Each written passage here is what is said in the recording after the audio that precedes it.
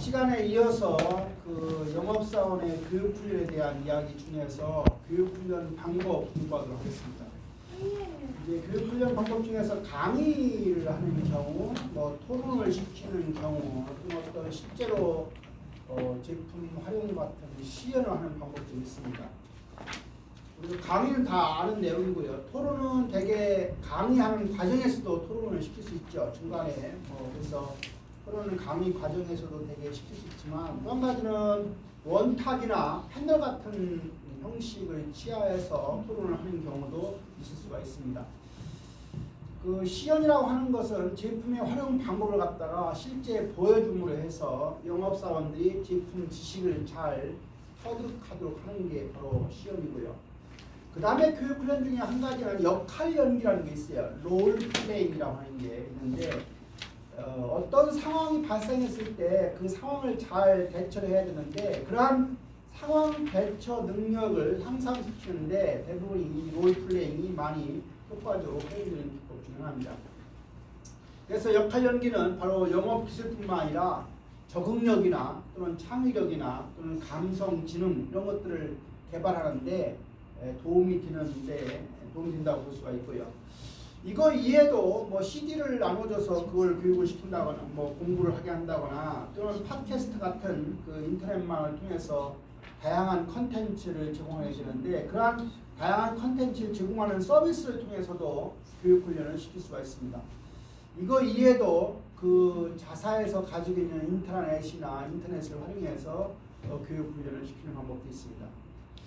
아까 수업 시간 잠깐 전에 했던 온더잡 트레인이라고 하는 현장 훈련 방식도 하나의 교육훈련 방법의 하나입니다. 그래서 이 현장 훈련, 즉 온더잡 트레이닝, OJT라고 하는 것도 가장 빈번하게 영업사원 교육시킬 때 사용하는 교육훈련 방법 중에 하나고요. 대개 우리가 비용의 부담을 최소화해야 하는 중소기업 입장에서 가장 많이 사용하는 방법 중에 하나가 그 온더잡 트레이닝이 되겠습니다. 그래서 이런 온더잡 트레이닝 OJT를 하게 되면 생동감 있는 교육이 가능하다고 하는 게 무엇보다 가장 큰 장점이 있지만, 그거 하는 동안에 영업활동이 중단되기 때문에 판매 기회가 상실된다거나 또 어설프게 해서 고객 관계가 더 악화된다거나 또는 일관적이지 않는 교육훈련을 행할 수 있는 것들이 단점이 되고요. 또 하나 큰 단점이라고 하면 교육훈련을 하는 과정에서 어떤 교관들이 다 좋은 점만 있는 게 아니죠. 그래서 교관들이 가지고 있는 잘못된 점, 뭐 악습이라고 할까요? 뭐 단점 이런 것들이 다음 사람한테 전수될 그런 단점도 있다고 할 수가 있습니다. 마지막 장입니다. 교육훈련은 이제 끝나게 되면 반드시 우리가 성과 평가를 하게 되죠. 그래서 교육훈련 과정의 마지막 단계는 교육훈련의 성과를 평가하는 단계가 되는데, 이제 성과를 평가할 때는 교육훈련에 들어간 비용 대비 얼마큼 성과가 있느냐, 다시 말하면 비용과 효과를 대비해서 되게 평가를 하게 됩니다. 일반적으로 교육훈련이 잘 수행됐다고 하면 그 잘 수행된 이유를 잘 알아서 다음에도 발전시켜 나가야 될 것이고, 또 만약 단점 부족한 면이 발생했다고 하면 그 이유를 잘 분석해서 향후에 교육훈련 프로그램을 짤 때 거기에 반영하도록 해야 되겠습니다. 대표적인 교육훈련 성과 평가 방법론으로 4단계 모델이 제시된 바 있는데, 그 중에 첫 번째가 반응입니다. 리액션이죠.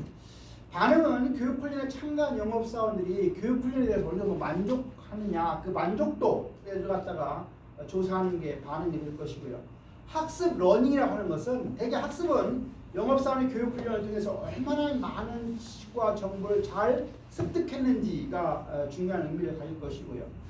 그렇게 했다 하더라도 이제 행동으로 나타날 수도 있고 안 나타날 수 있기 때문에 행동이라고 하는 측면도 봐야 됩니다. 그래서 이 행동이라고 하는 것은 교육훈련을 시키고 나서 영업사원이 영업과 관련된 행동에 어떤 변화를 했는지, 우리가 뭐니 해도 마지막 중요한 것은 실천 행동이라고 했으니까 그런 것들이 제대로 되었는지를 보는 것이고요. 그 다음에 마지막 결과는 그렇게 해서 얼마큼 매출이 증진됐느냐, 또는 얼마큼 비용이 절감됐느냐, 그리고 영업사원들을 교육훈련 얼마큼 이직률이 감소되었느냐, 이와 같은 세 가지 관점에서 교육훈련에 대한 어떤 결과를 바라보는 게 네 번째가 되겠습니다.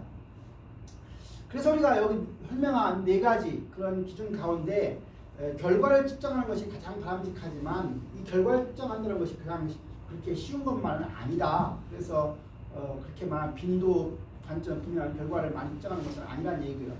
그러나 이런 것들을 잘 극복하기 위해서는 우리가 실험할 때 통제 집단과 실험 집단을 나누어서 통제는 그냥 맥으로 두는 것이 딱 통제시켜 놓은 거예요. 실험 집단은 이제 전과 후를 변화를 시켜서 비교해 가지고 얼만큼 성과가 발생하는지를 갖다가 측정하게 되는데 이런 것들을 활용할 수 있게 됩니다. 이렇게 해서 우리가 그 11장에서 영업사원의 교육훈련에 대한 내용을 마치도록 하겠습니다.